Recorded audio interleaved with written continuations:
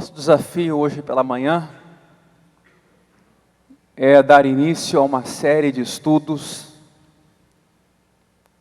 na Palavra de Deus que visam nos edificar, nos amadurecer, nos ensinar toda a verdade, pelo menos aquela verdade que nós temos no texto bíblico.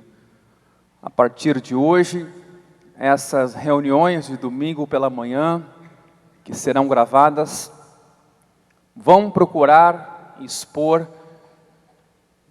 naquilo que encontramos nas Escrituras, doutrina cristã, desde as coisas mais fundamentais, e é por aí que a gente começa, até aquelas questões mais periféricas, que, digamos assim, não têm a mesma importância que tem algumas verdades elementares na Escritura.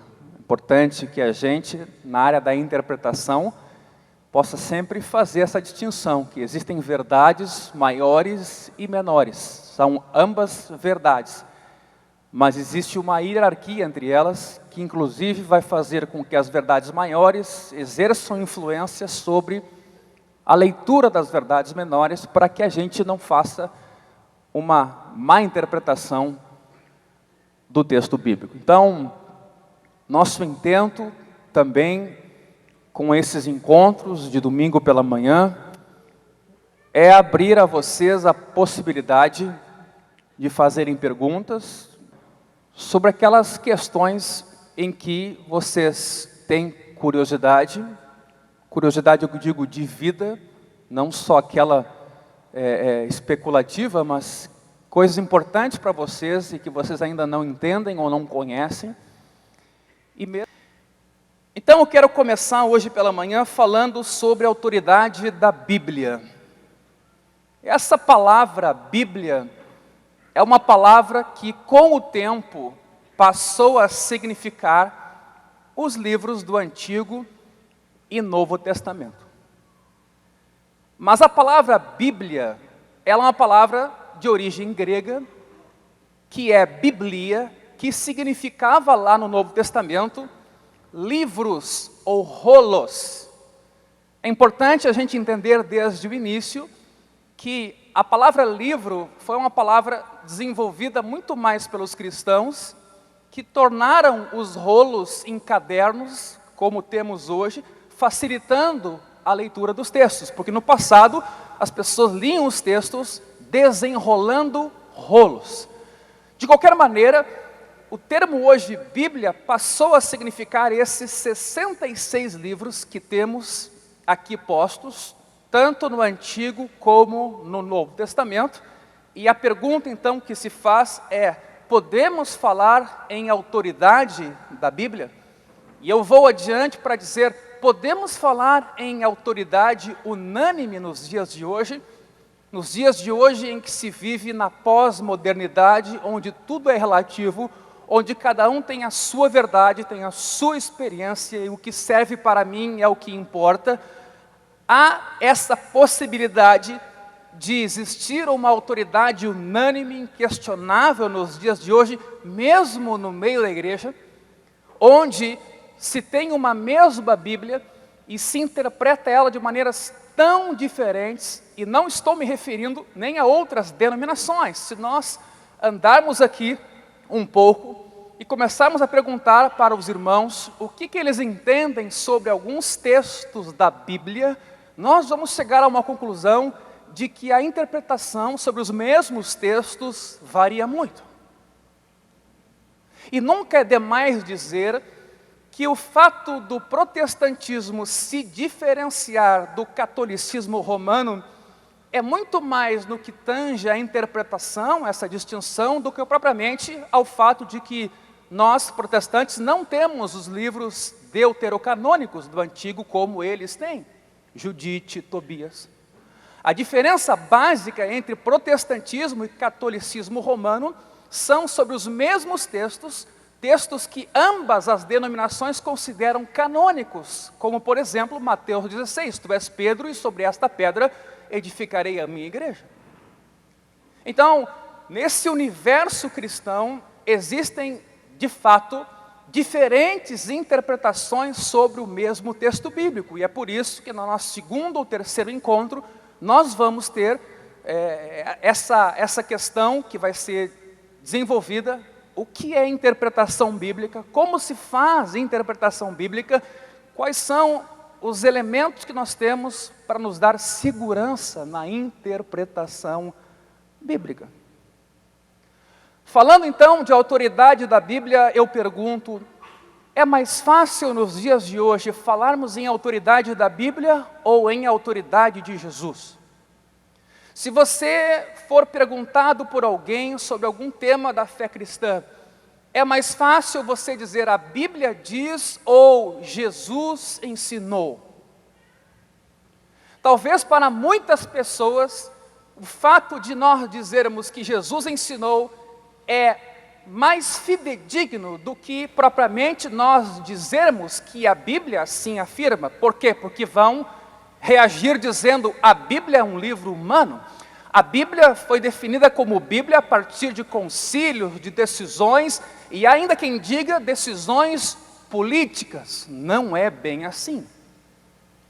A história da canonização, a história da definição do cânone bíblico, foi uma história muito transparente e que culminou basicamente com uma decisão: tornar canônicos aqueles livros que a igreja já reconhecia como tal e usava nos seus cultos, e então os concílios vieram a formalizar aqueles livros que já eram lidos nas igrejas.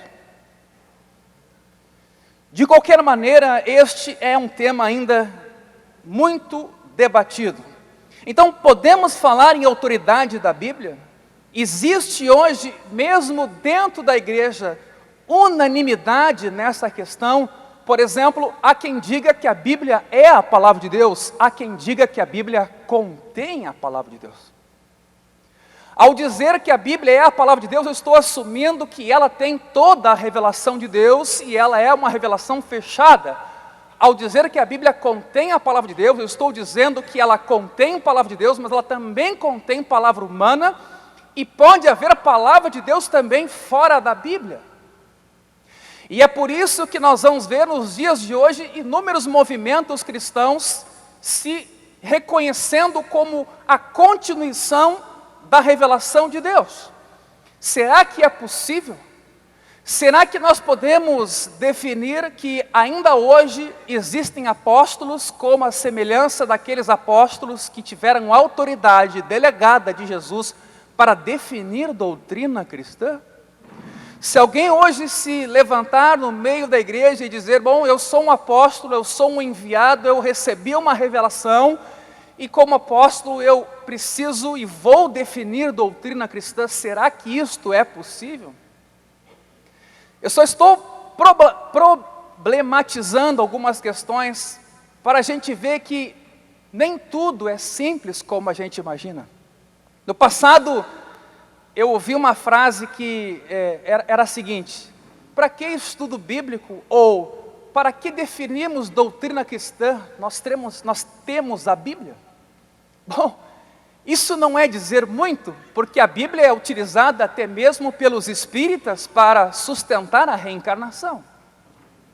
Então, não basta dizer qual é o nosso texto, mas como nós interpretamos esse texto.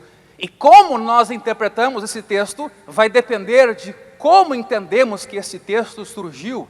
Ele é inspirado, ele é humano. Como assim?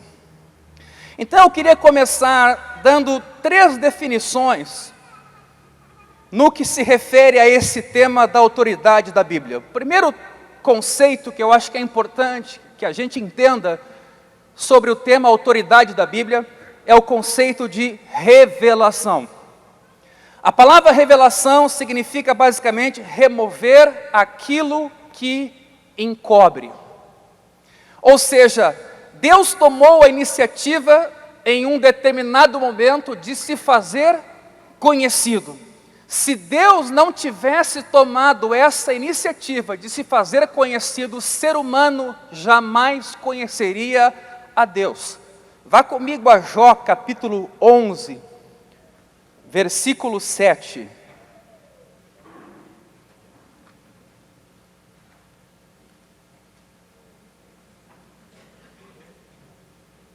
Jó capítulo 11, versículo 7. Porventura, desvendarás os arcanos de Deus, ou penetrarás até a perfeição do Todo-Poderoso?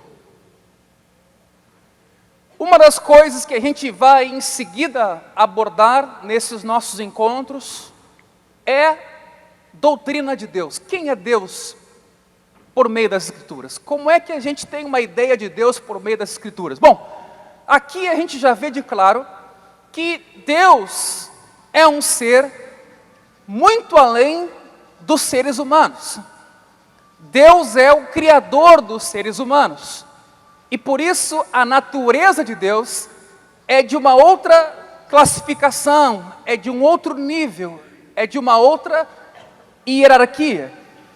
E nem sempre isso é claro para nós.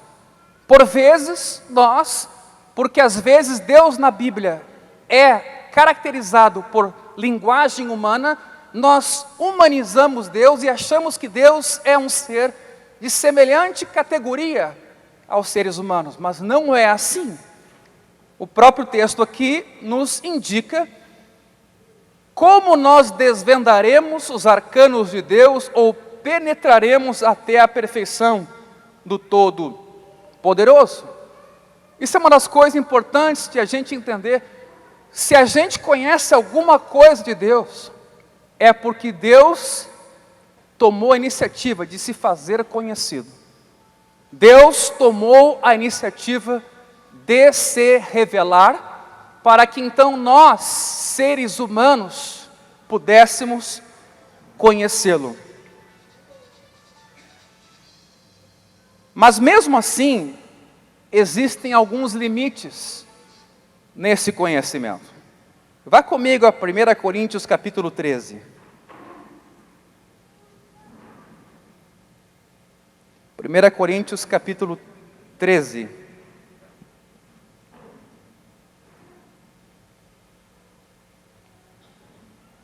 Versículo 12.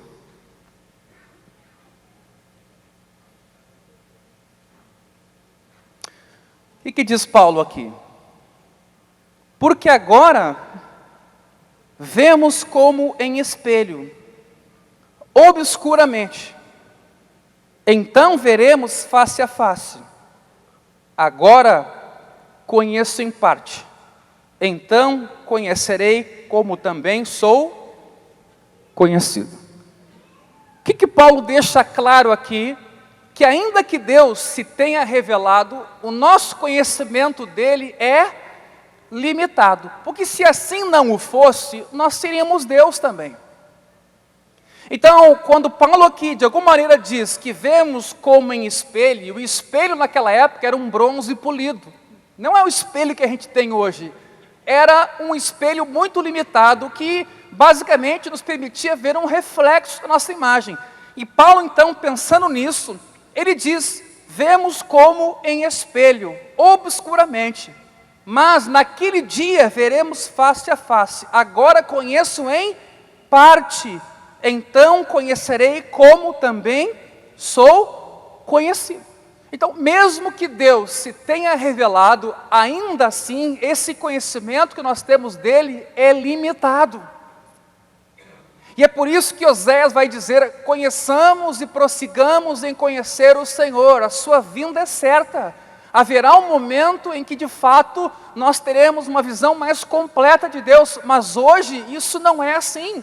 Não é à toa que há dúvidas sobre diversos temas que nós vivenciamos nos dias de hoje. O porquê de algumas doenças, o porquê do nascimento de pessoas com deficiências, o porquê de uma fatalidade, às vezes até com algum irmão ou irmã na fé, o porquê da prosperidade do ímpio, e aí vamos tratando de diversas questões sobre as quais ainda, embora a Bíblia trate desses temas, não temos certeza absoluta. E ainda assim, Lá em Deuteronômio, capítulo 29, versículo 29, um texto que também nós podemos abrir, diz que existem coisas reveladas que pertencem a nós, mas existem coisas encobertas que pertencem ao Senhor. Deuteronômio 29, 29. As coisas encobertas pertencem ao Senhor, nosso Deus, porém as reveladas nos pertencem a nós e a nossos filhos para sempre, para que cumpramos todas as palavras desta lei. Então, o primeiro conceito que precisa ficar claro é esse: revelação, que significa remover aquilo que encobre. Deus tomou a iniciativa de se fazer conhecido. Do contrário, não poderíamos conhecê-lo. E mesmo assim, esse conhecimento é parcial e tende a ser mais amplo no dia em que nós encontrarmos o Senhor face a face. Segundo conceito importante, inspiração. Inspiração indica o modo principal pelo qual Deus escolheu revelar a si mesmo. Ou seja, é o meio. Ele se revelou em parte na natureza, como diz o Salmo: céus proclamam a glória de Deus, o firmamento anuncia as obras das suas mãos. É inegável que, olhando a natureza, nós venhamos a reconhecer que existe um Deus. Mas este ato também de revelação acontece em Cristo. Quando as pessoas viram Cristo, elas viram a glória de Deus, como o próprio texto de João diz. Por quê? Porque Cristo era Deus homem. Então, em Cristo, a maior revelação de Deus, ela aconteceu. Mas existe um terceiro momento também, onde a gente pode falar em inspiração, que é o fato de que Deus fala a pessoas em particular. E como? Por meio da inspiração. 2 Timóteo 3,16. Um texto bem conhecido nosso, e que nos é fundamental aqui nessa manhã. 2 Timóteo 3,16. Toda a Escritura é inspirada por Deus e útil para o ensino, para a repreensão, para a correção, para a educação na justiça, a fim de que o homem de Deus seja perfeito e perfeitamente habilitado para toda boa obra. Então, se revelação é remover aquilo que encobre, inspiração é o modo como Deus escolheu se revelar. Isso aconteceu na natureza, nas coisas criadas, em Cristo, mas também Deus falando a pessoas em particular. E a isso chamamos inspiração. A Bíblia não define especificamente o que é inspiração. Ela apenas afirma que a Escritura, que o texto bíblico é inspirado. Nós podemos até tentar chegar a um entendimento do que é essa inspiração. Já se disse que inspiração é objeto da ação do sopro de Deus, ou seja, de que o texto bíblico teria sido objeto da ação ou do sopro de Deus. Então, ao dizer que toda a Escritura é inspirada, nós estamos dizendo que Deus escolheu, através do seu Espírito, comunicar a sua revelação através de uma mensagem, que é especial, que é diferente de todas as outras. E que o texto bíblico, embora seja um texto que use o português, no nosso caso aqui, ele tem algo além, algo de especial, que ele foi inspirado pelo Espírito Santo. Então esse é o segundo conceito que a gente precisa guardar aqui. E o terceiro conceito, que também é importante, é o conceito de autoridade. O poder que a Escritura tem por ser revelação divina, concedida por inspiração divina. Ou seja, a consequência de uma palavra ser revelada e inspirada aos seres humanos é de que ela tem autoridade. Se eu entendo que ela vem de Deus e que ela revela coisas que a ciência não pode descobrir, não pode desvendar pelo método empírico da observação, significa que ela tem algo além dos sentidos naturais, e por isso então ela tem autoridade, uma autoridade toda especial. Por trás de cada palavra está a pessoa que pronuncia esta palavra, o próprio Deus. Como Pedro disse, sob a tua palavra lançarei as redes. Esta palavra então se revelou e por inspiração divina ela tem uma autoridade toda especial que nenhuma outra palavra tem. Conclusão, Deus revelou a si mesmo falando. Seu discurso foi preservado na Bíblia, que, portanto, tem autoridade. Então, essas questões introdutórias vão nos ajudar a dar os próximos passos naquilo que a gente quer entender sobre a palavra de Deus. Uma questão importante do que se refere a esse tema é a gente reconhecer que Deus não tratou os seres humanos como objetos ou gravadores nesse processo de inspiração. Deus, inclusive, utilizou do vocabulário humano, das características humanas, das peculiaridades de cada escritor da Bíblia, e ainda assim podemos falar que eles foram inspirados por Deus ao escreverem os seus textos. Deus falou com essas pessoas em sonhos ou visões, às vezes com voz audível, às vezes não. Até por anjos Deus falou. Às vezes até não ficamos sabendo como a palavra chegou até essas pessoas.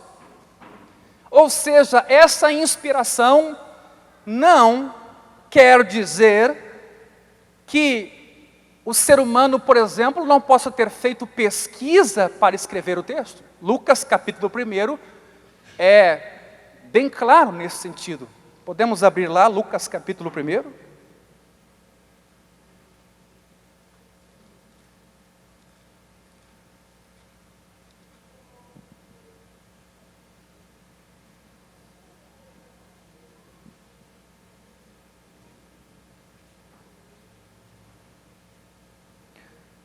Desde o versículo 1,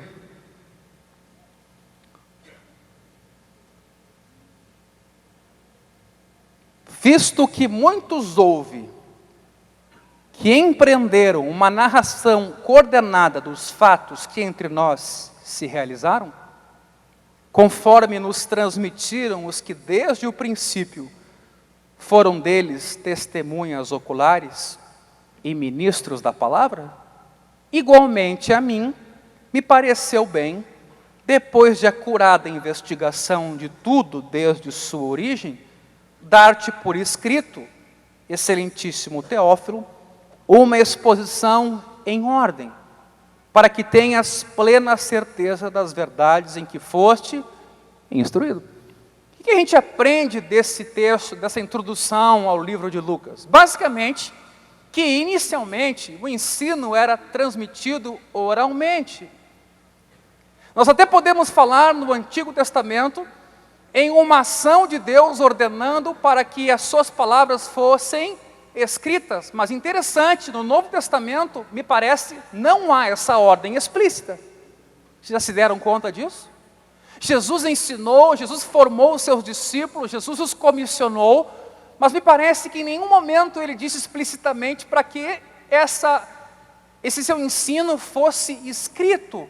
Por quê? Porque basicamente o ensino ele era oral, ele era passado de tradição em tradição. E o que Lucas está dizendo é exatamente que ele pesquisou as testemunhas oculares da vida do ministério de Jesus, colheu os seus relatos e transformou isso em texto para quê? Para que a pessoa que aqui era o seu leitor pudesse ter certeza das verdades em que ela foi instruída. Bom, nós estamos há 2000 anos do Jesus histórico.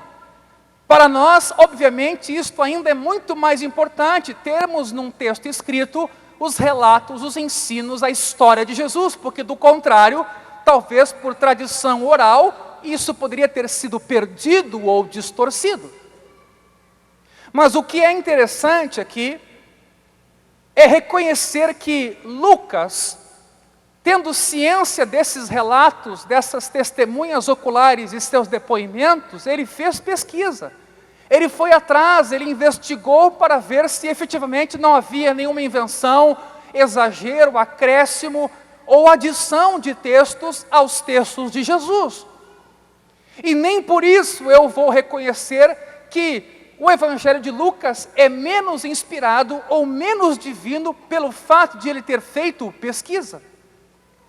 Às vezes a nossa ideia de inspiração é aquela ideia de eu fechar os olhos e de repente, à custa da minha própria razão, eu apenas ser um veículo e é Deus falando por minha boca. Me parece que o conceito de inspiração não é assim. A inspiração é uma ação de Deus no ser humano, mas também é o ser humano transformando essa ação nas suas palavras. E é por isso que se pode dizer com certeza que a Bíblia é tanto palavra de Deus como palavra humana. Não é à toa que os evangelhos são diferentes, têm a mesma história, o mesmo autor que move esses evangelhos, mas eles conseguem ser, em alguns casos, bem diferentes, especialmente o Evangelho de João.